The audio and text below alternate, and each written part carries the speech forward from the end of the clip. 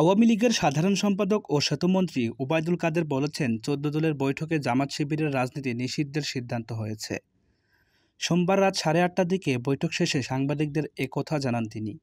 রাতে গণভবনে ১৪ দলের বৈঠক শেষে আওয়ামী লীগের সাধারণ সম্পাদক ওবায়দুল কাদের বলেছেন, বিএনপি জামাত নৈরাজ্যের মাধ্যমে দেশকে অকার্যকর করার ষড়যন্ত্রে লিপ্ত। জাতীয় স্বার্থে দেশবিরোধী অপশক্তি নির্মূল করার জন্য ১৪ দলের বৈঠকে সর্বসম্মত জামাত শিবির নিষিদ্ধ করার সিদ্ধান্ত নেওয়া হয়েছে। তিনি বলেন, সাম্প্রতিক সহিংসতা, নাশকতা ও সন্ত্রাসের বিরুদ্ধে আইন অনুযায়ী ব্যবস্থা নিতে জনমনে স্বস্তি ফিরিয়ে আনায় প্রধানমন্ত্রীকে ধন্যবাদ জানিয়েছেন ১৪ দল।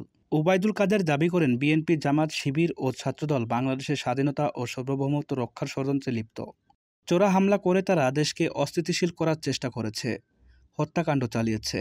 বিএনপি জামাতের নৈরাজ্যের মাধ্যমে দেশকে অকার্যকর করার ষড়যন্ত্র করছে। বাংলাদেশের ওয়ার্কস পার্টির সভাপতি রাশেদ খান মেনন বলেছেন, জামাত শিবির নিষিদ্ধ সিদ্ধান্ত সরকার দ্রুত বাস্তবায়ন করবে। এ সময় বাংলাদেশের তরিকত ফেডারেশনের চেয়ারম্যান নজিবুল বশর নাইজ ভান্ডারী বলেন, জামাত শিবির নিষিদ্ধ হলে তারা আর সংবাদ সম্মেলন কিংবা অন্য কোনো রাজনৈতিক কর্মসূচি করতে পারবে না। ১৪ দলীয় জোটের জরুরি বৈঠকে সূচনা বক্তব্যে প্রধানমন্ত্রী শেখ হাসিনা বলেন, বাংলাদেশে যে ঘটনাগুলো ঘটেছে তা রাজনৈতিক কোনো কিছু না, একেবারেই জঙ্গিবাদী কাজ। এখানে যারা অংশ নিয়েছে তারা ওই শিবির, ছাত্রদল, বিএনপি, জামাত, এরাই কিন্তু এক হয়েছে, এরা জঙ্গি। এই জঙ্গিরা আজকে আমাদের ওপর থাপা দিয়েছে।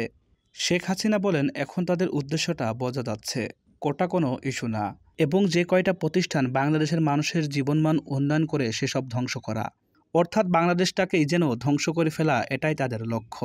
তিনি বলেন, আমাদের দেশ স্বাধীন করেছি, আমাদের উন্নয়ন হচ্ছে। এসব উন্নয়নের ফলে বাংলাদেশ বিশ্বব্যাপী একটা মর্যাদার আসন পেয়ে গেছে। ফলে বাংলাদেশের নাম শুনলে সবাই সমীহ করে, সম্মানের চোখে দেখে। একটা আন্তর্জাতিক পর্যায়ে বাংলাদেশকে তুলে আনতে সক্ষম হয়েছি, অর্থ সামাজিক উন্নয়নের মধ্য দিয়ে, অবকাঠামোগত উন্নয়নের মধ্য দিয়ে। এর আগে বিকেল ৫:৩০টার দিকে গণভবনে ১৪ দলের নেতাদের সঙ্গে বৈঠকে বসেন আওয়ামী লীগ সভাপতি ও প্রধানমন্ত্রী শেখ হাসিনা। এতে সূচনা বক্তব্য দেন শেখ হাসিনা।